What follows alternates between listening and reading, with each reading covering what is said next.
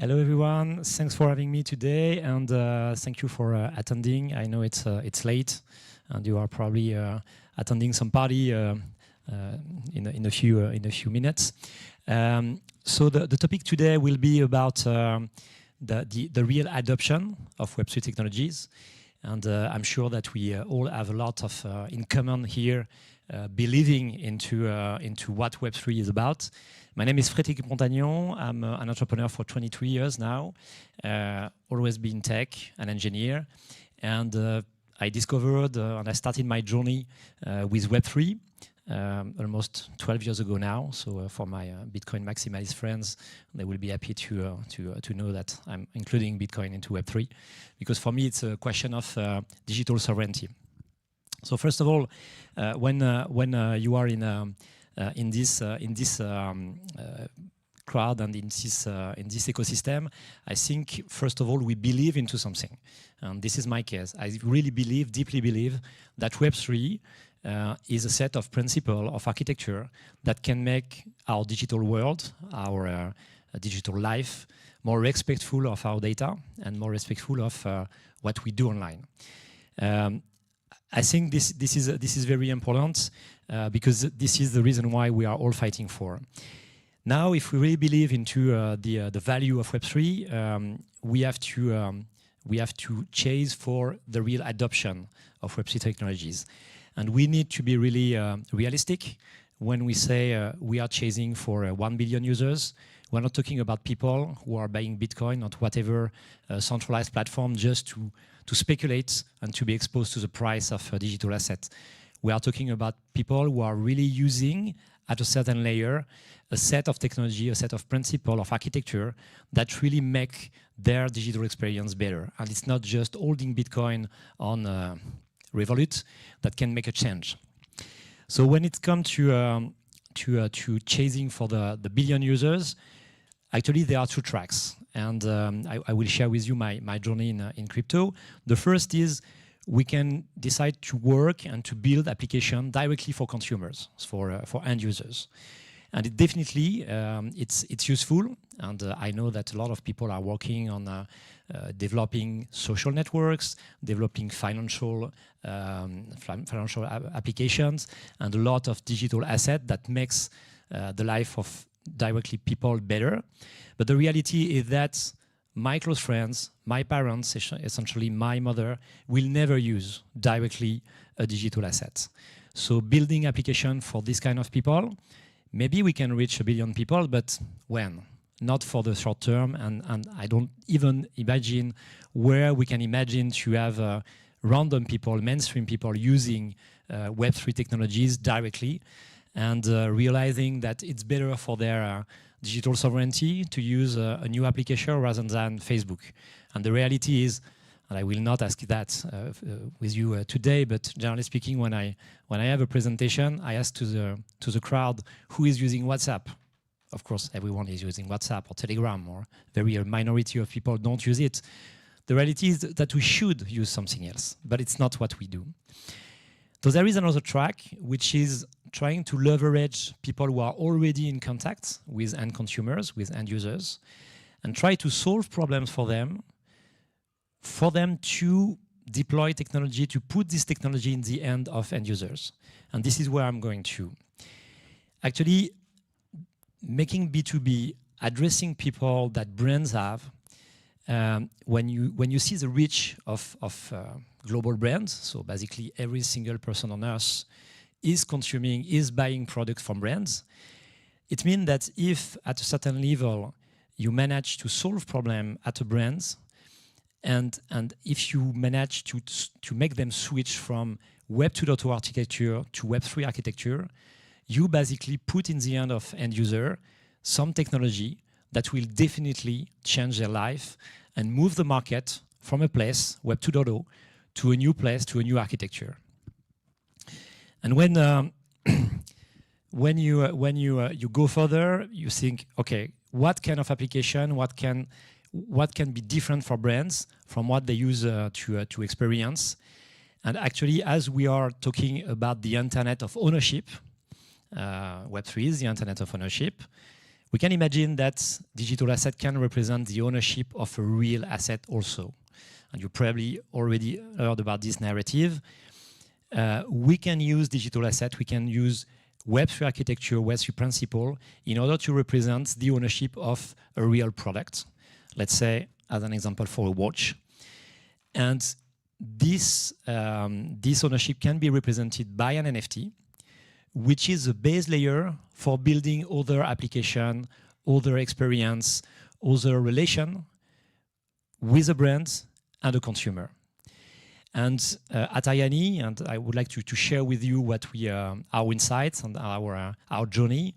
This is what we thought from day one. We thought, okay, we will try to create a new architecture, a new base layer for brands to recreate a direct connection with their consumer, not using centralized, opaque, and black box platform, but to regain control over the relation directly with no intermediaries, and which doesn't need actually to get personal information from the user, and recreate a direct connection with them to rebuild what they used to use today with Web 2.0 platform. Basically today, there are few challenges in front of them. Doesn't work anymore, but okay. There are three challenges today, very short term, that the brands have to address. The first is circularity. Today, there is a huge pressure onto brands to make their products more circulable, which means for the user to be able to repair these products and to be able to recycle these products. That means that we need to, at the brand, to put all the information about how the products are built, where they come from, and to put that in the hand of consumer to be able to extend the life cycle of the product. The second one is compliance. Generally speaking, we are in a world, and we know it when we talk about digital assets, compliance is an exponential. So the more and more we have rules for every single thing, and because of all the climate change that we have, we see a rising number of regulation that are coming, and the brands have to comply with these rules. And one more time, Web3 and the ability to create auditability on every single piece of content is definitely something that Web3 solves better than a centralized platform. So I hope that I will remember what I have to say. The third one is regaining control over the relation they have with their customer. It's extremely important for a brand to be freed from big tech. We reach a point where when you are a brand, when you want to communicate and to hire new customers and to engage with your existing customer, you have to rely onto a set of big tech platform like Google, Facebook, and all this platform all around the world, which create a dependency financially and in terms of features. So this is something that they need to address because this is a question of bottom line. So their margin are taken in part by the big tech. So these three very short-term problems and concern has to be addressed really shortly. And I think that Web3 technology can help those brands to transition and to address those problems. This is the basis of what we are doing on a daily basis. It's 2 minutes, so I will not have any slide anymore.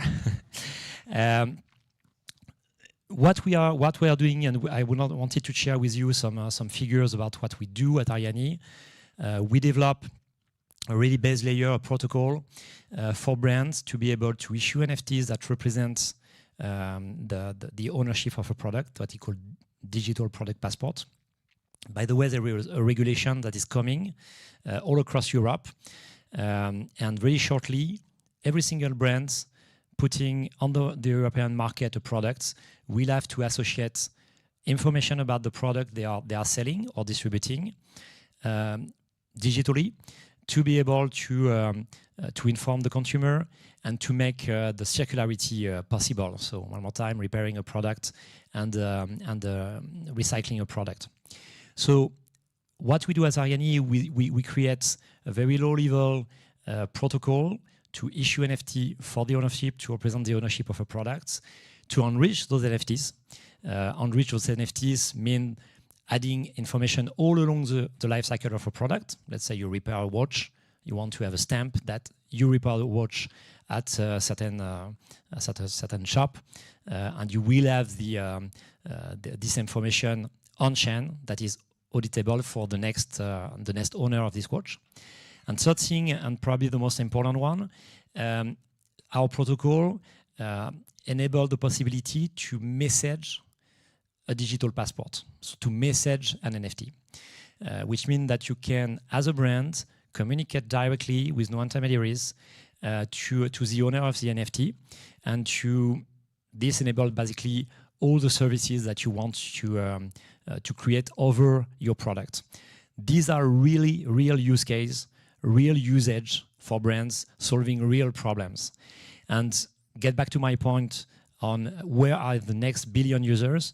We are deeply convinced that rolling out these kind of features, embedding those features into products to the brands, and making it competitive with other solutions, which are basically today Web 2 solutions, very opaque. We have an edge to solve the problem we are discussing about better than all technologies. We today, I will not have a slide. Okay, no problem. But I wanted to show you all the brands we are working with. We have 50 brands using the protocol Ariani today. We exist for 5 years. More than 1 million products were tokenized in terms of ownership last year. We'll probably reach more than 5 million this year. So it's real numbers. If you compare that to maybe the number of owners of Bored Ape, that's another scale. And we think that the real exponential and the real growth and the real adoption will go through brands rather than just staying into the ecosystem by itself. We are launching a new version of the protocol, definitely more open, accessible for any single builder. We definitely want to welcome you and if you have any question about the protocol, we are here. We have a booth. We want to make sure that we provide our ecosystem, so the ecosystem of builders, with all the components and all the relation with the brands, so that you don't have to deal with the relation with all these very complex big corporates, but we provide you with all the tools and all the NFTs that you can play with to create new experiences, to create new possibilities for the brand owner and for the product owners. And I think this is the first time we have that scale of people that own digital assets, with the possibility to communicate with those owners and the possibility to compose with new protocols and new experiences, new possibilities. And the last thing, I wanted to invite you to our hackathon, but it needs a little QR code that is not displayed at the moment. So trust me, we have a hackathon. You can go to our booth and we'll definitely be happy to welcome you. Last thing, if you want information, ariani.org, arianee.org. You have every single information you need. All the documentation is online. It's open source. It's built by an association where all the brands that participate and use the protocol are members. And that's it. Thank you very much for having me today. And I don't know if you have time for question or...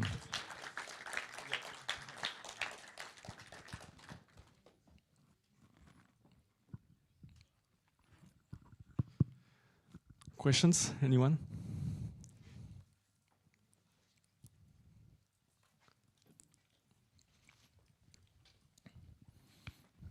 Thank you for the talk. Was amazing. I have two small questions. The first, maybe not small. The first one is, how do you actually onboard so many Web2, typical Web2 users like merchants, people who buy those watches, watch maintainers, all these people? And second one, how do you facilitate the transfer when, for example, a watch is being sold to another user, how the transfer is actually happening? Thank you. Okay, thank you very much. So it's basically not all the work we've done over the past years, but a lot. The idea is if you buy a Breitling watch just after the conference, and I'm sure you will do, it's $1,000, nothing. You will get, of course, the real assets, but you will also get the NFT directly in the box you will buy. We pay the fees, of course, for transferring the NFT. We work on different layers, but we make sure that the end consumer doesn't have anything to understand about NFT, doesn't have to buy cryptocurrencies to pay. So we make sure that the brands pay for everyone. And that it's really our place to work with brands to make sure that they pay for it. And for the end user, it's just scanning a QR code and clicking. That's it. Now, for experienced user like you are, you can definitely take your NFT, put it somewhere else, and do whatever you want to with it. But we want to be sure that the first onboarding, we will not ask you to note keywords or whatever cryptographic key. One more time, I think always about my mother when we build a product, and I say, is she able to use it or not? So as long as she's not able to use it, it's not good enough. So all the complexity, all the abstraction is on our side. Now, when it comes to onboarding brands, yes, it's a lot of work. We exist for more than 5 years now. It's very long to create the connection with the brand, to explain the value proposition, and to make sure that we can connect with existing system. Basically, what we do on the back office is to provide all the technology for the brands to plug on the one hand with, let's say, SAP, on the other hand with Salesforce. So we make sure that they pilot the protocol and they pilot all the system very easily with existing software. You will not go to a brand and say, okay, you will replace your CRM, buy another CRM. No, it's not going to happen because you have too much people working with existing software, and that means that educating people, it's too long. So we make sure that we abstract all the complexity on the brand side, we abstract all the complexity on the user side, and we make sure that you as a builder, you can build without having to deal with neither the customer and the brand.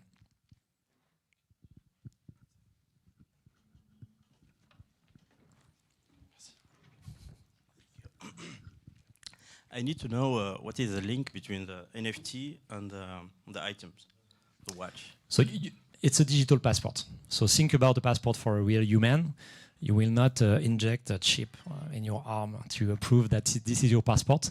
So we, when it comes to luxury, luxury goods are serialized. So the number written, or it can be there is a lot of different technologies to put a serial number onto a product. And then you will have on your NFT the same serial number. But the reality is that authenticity and counterfeiting is not the primary purpose of making an NFT. The primary purpose is to create a relation with a client. So when you buy a product, you will be given an NFT, and this NFT will unlock, let's say, the warranty for your product, the ability to repair the product, and all the content around the product. So if you don't have the product with the NFT, that doesn't make sense. And if you have the product without an NFT, you are missing something. So it's the duality of virtual and real asset that make it the real experience. I don't know if we have... Just curious about kind of the construction about how you're doing this, because in the current state of the NFT market, you have an NFT that's minted, it goes on chain, you set the URI function, which basically goes to a link where an asset's stored, typically a JPEG file or a doc file. So in this scenario, when you get into basically going into the supply chain, the CRM, and going all the way back to potentially a farm or wherever the textile or cotton is made from, you're getting into a lot of different points of access and points of transfer and all that kind of stuff. So when you start to get into that, you get into more complexities about how centralized is the system versus decentralized, because typically now you might have a file that's stored on IPFS, but when you start talking about putting multiple data files in that, just kind of curious about how you're thinking about that, and are you still going to be using one centralized, decentralized storage for all those files, or are you just trying to find a way to kind of link that NFT up to all the CRMs in the chain? Yeah, good question. So decentralization is a trigger, and we don't pretend to be totally decentralized. We don't want to be. What is really important is the proof of ownership. So the NFT has to rely onto technology and architecture that is really decentralized, and that is the only thing that really matters, because you want to be able, as a user, as an owner, to verify where your NFT comes from and who was issuing this NFT. So this has to be totally decentralized. When it comes to the content by itself, actually your NFT is a key to open content that you access to. Some of the content are public, some not, it depends. But this content, of course, it's better probably to rely on to a decentralized storage, and this is what we do. But at the end of the day, it doesn't really matter if this part is decentralized or not, because anyway, the brand will give you access to some services, to some content. If the brand at one point decide not to give you access to these services, it's a question of reputation that doesn't make any sense anymore. So for us, the core decentralization is definitely at the NFT level. And after, yeah, you have many possibilities in terms of content. And I think we are out of time. Thank you, Frédéric. Thank you very much. Thank you, Frédéric.